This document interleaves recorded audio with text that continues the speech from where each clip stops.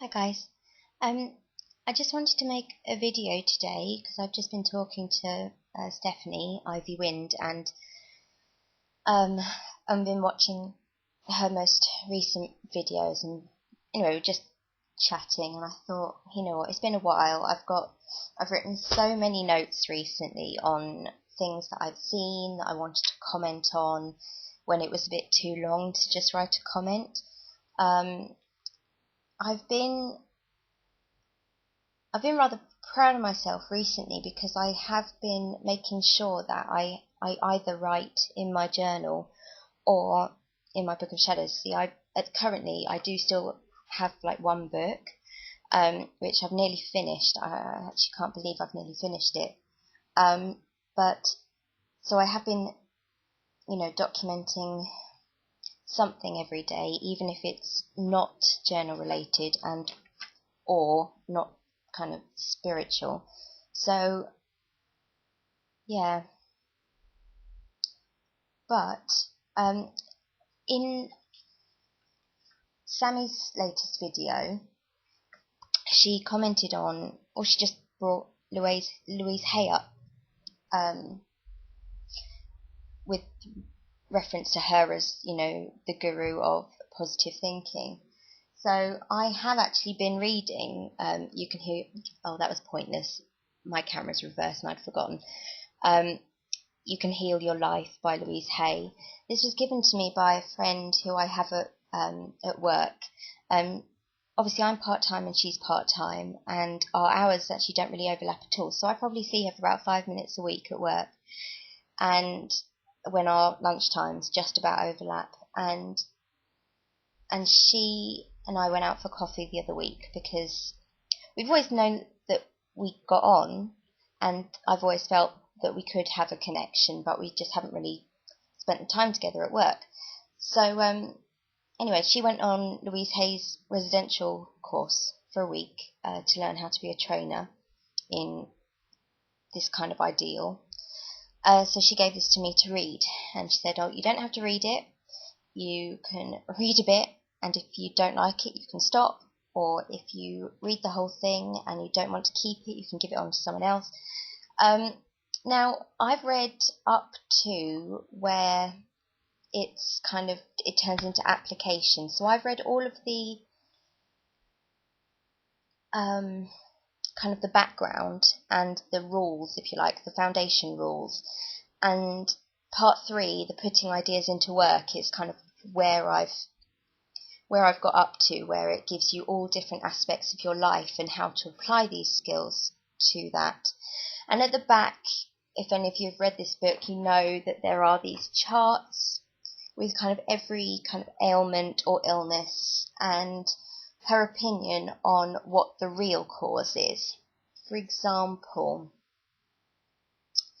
if you have muscular dystrophy, which is a genetic nervous condition, it is actually a sign of extreme fear and a frantic desire to control everything and everyone. You have a deep need to feel safe, and you have lost your faith and trust. So in order to alleviate your symptoms, or as she says, heal yourself, an affirmation that would be appropriate to you is, it is safe for me to be alive, it is safe to be me, I am good enough as I am, and I trust myself. And true belief of that affirmation will cure you.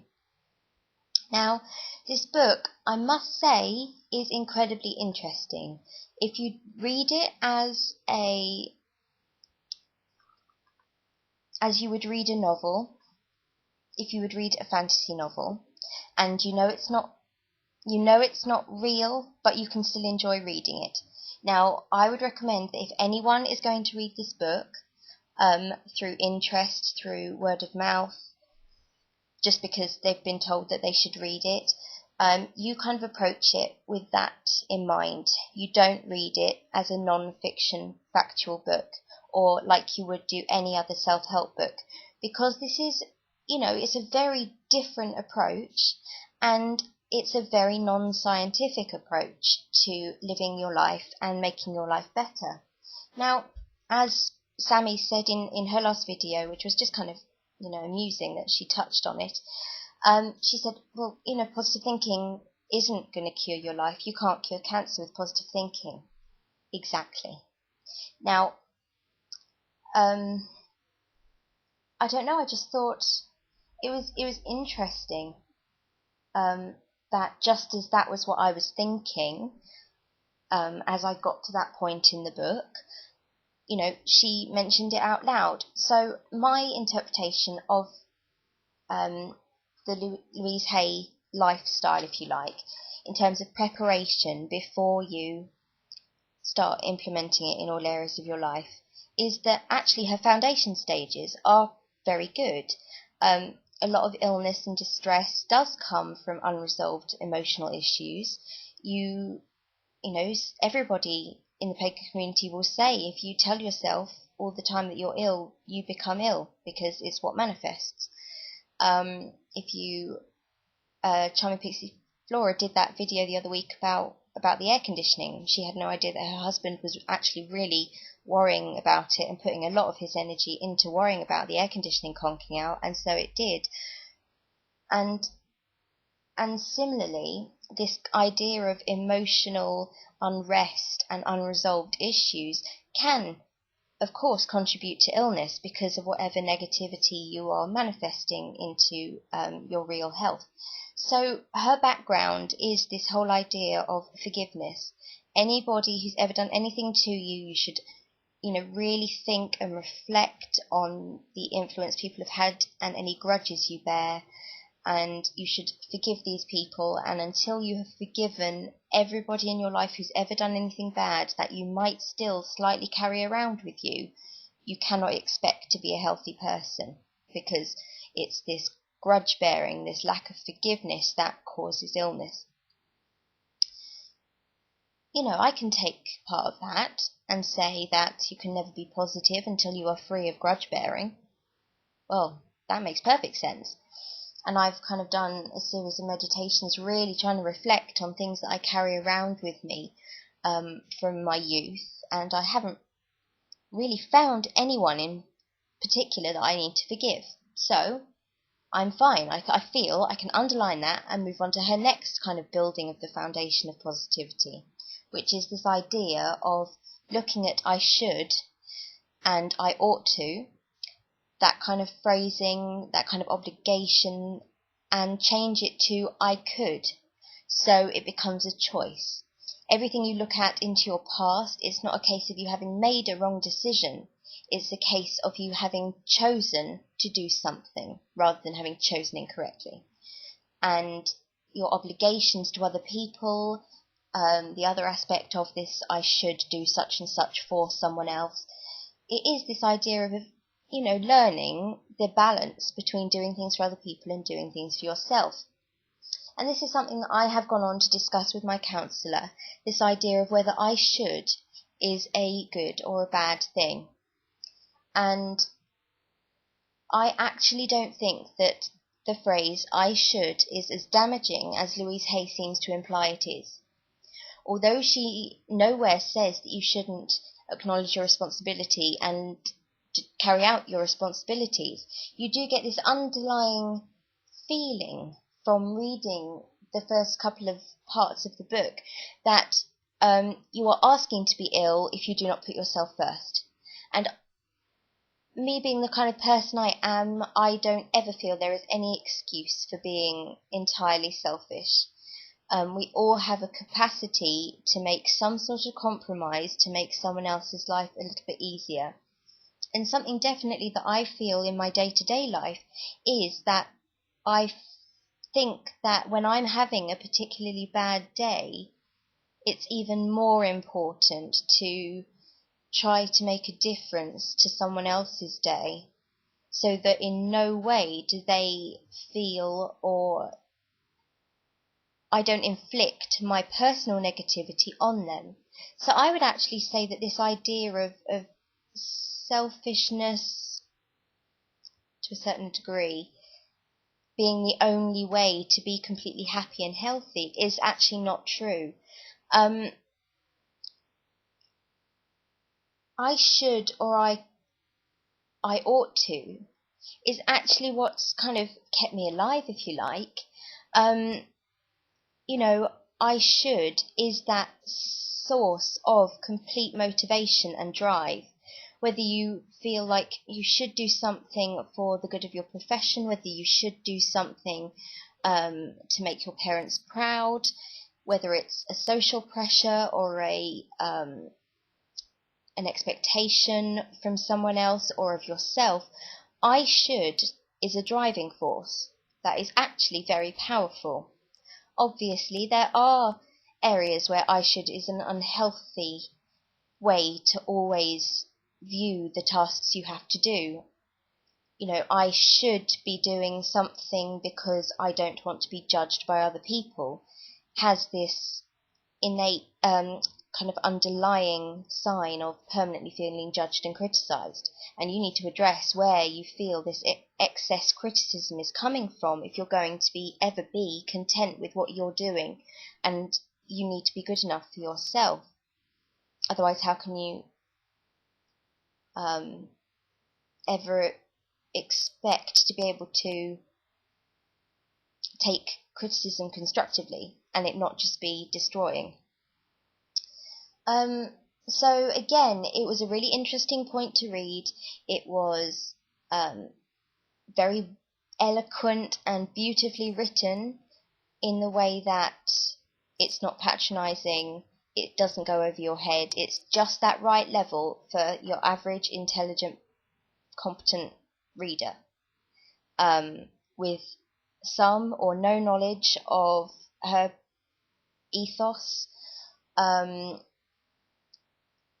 And fair enough, she states that should implies in the past, I should have, implies that you have made a wrong decision. But should in the future tense, or in the present tense, I feel is a great motivational driving force, which I couldn't be without. So that's something that I've discussed at length. So we've got stage 1 is this idea of forgiveness. Stage 2 is this idea of ridding your life of obligations that are unhealthy to you or don't put yourself first. And then the third stage is these 2 affirmations of I accept and love myself exactly as I am, and the other affirmation of I deserve. Now, these are the harder stage. They would be, especially when you haven't previously had a very high view of yourself, or even if you're new to the whole world of self-affirmation. Affirmations feel silly when you first do them. Simple as. Any meditation you do felt silly the first time, regardless of how you've progressed now. You know, when you're sitting there and your mind is spinning, you're like, how am I ever going to stop thinking and kind of get to that heart space and get to that place of calm? Once you've done it maybe 5 or 6 times successfully, you've almost forgotten how silly it felt at the beginning. So starting over with a new technique like self-affirmation will sound ridiculous. And again, it's something else that we say to ourselves, you know, just tell yourself, and eventually you'll believe it. And that is I guess, the philosophy behind affirmations, is that if you just keep telling yourself, it will eventually become your automatic thought, and then over time it will become a real belief. So if you tell yourself you deserve love, you deserve care, you deserve time to reflect and time for yourself, even though it sounds ridiculous, if you keep telling yourself that, soon it will become an automatic thought, and over time it will become a true belief, and you will accept that you are good enough to deserve these things. Now, I actually think that the I deserve is easier than I love and accept myself as I am, because that implies that there's no development needed, or whatever development you embark on will always be right. And I think by saying that I accept myself and love myself does seem to decrease the need for self-improvement and self-analysis, and always trying to better yourself, not only educationally and like in terms of qualifications, but in terms of yourself as a person. And I don't think anyone is ever complete, or no one should ever be accepted as just as they are. They should be accepted as who they are plus potential. So the just as I am that is written in this affirmation is not right. But I know that when it comes to me and what I wanted to get from this book in terms of healing my life and managing my pain better, that, you know, there does have to be some sort of self-love. I do need to, it's okay to pace myself, and it's okay to not get everything done in one go. Now, rationally, I can say that out loud and say that with some rational belief. It's what I actually feel, and my subconscious that thinks that feels that I'm completely worthless and I don't deserve anything. But then we all have that, so we all need to just learn a different behaviour. I'm starting to ramble, so I am going to now move on. Last but not least, in this video, I do have some other things to make, but I'm not really up to sitting still and doing this. Okay, I just wanted to show you some beautiful things that Sammy has sent me. Now, this is a piece of rainbow fluorite that, of course, the camera is barely doing justice to, and this is another bit that's a bit greener. And Sammy sent me these that I purchased a while ago, along with some orange calcite that I purchased, and I also purchased a tiger's eye, a red one, and it's beautiful. I mean, this looks like leather, and it just looks black in this bloody mirror, doesn't it? Well, it looks like it's maroon and layered. Oh, there you go. That's a bit more promising. Minimum reflection. Hang on. You can see it looks layered, but when you look at it in different lights, it looks like kind of in the way that Labradorite has that flash. It looks like velvet. It looks like layers with different sheens from different viewpoints, and it's beautiful. And I also bought the orange calcite, which is just beautiful. Again, they're lovely pieces. They're rough, but they're all very characterful and individual, and that's what I love about the stuff that I get from Sammy. And because she'd waited a while for the fluorite to come back into stock, I did get loads and loads of extra tumbled stones, which was absolutely lovely of her, and she knows me quite well, and she knows that it's completely not necessary, which kind of made it all the nicer, really, the fact that I'd almost categorically told her not to, and she ignored me. Bless her, she's a star. I did share, I just want to say one last video that everyone must go and watch is Angelo Nastios, the nice guy that does the tarot videos. He's delightful, but he's posted a new video that's about seeking God and the influence of tarot. Sorry, I'm just looking in my my divination log. Hang on. Angelo Nastios, that's right. And he's done a new video with an excerpt from a program about a psychologist who used to do tarot, and it's really interesting about human beings' need to rationalize and create a god. And actually, it's got a brilliant psychological study, and I would really like everyone to go and watch it, because it's so scientifically interesting while explaining a spiritual need and a spiritual practice. Very interesting, and I'm sure all of us science nerds, especially like Hibiscus Moon and Sammy and Ivy, we will love it. So I do recommend that. And I think that's all I can just about sit here to do for the minute, but I will be in touch, and I'm sorry it's been so long, but I hope none of you have felt neglected or unloved, because you know that you guys, especially when I'm not at work, you guys are my life. And thank you for your love and support, and I really appreciate it. All right, bye.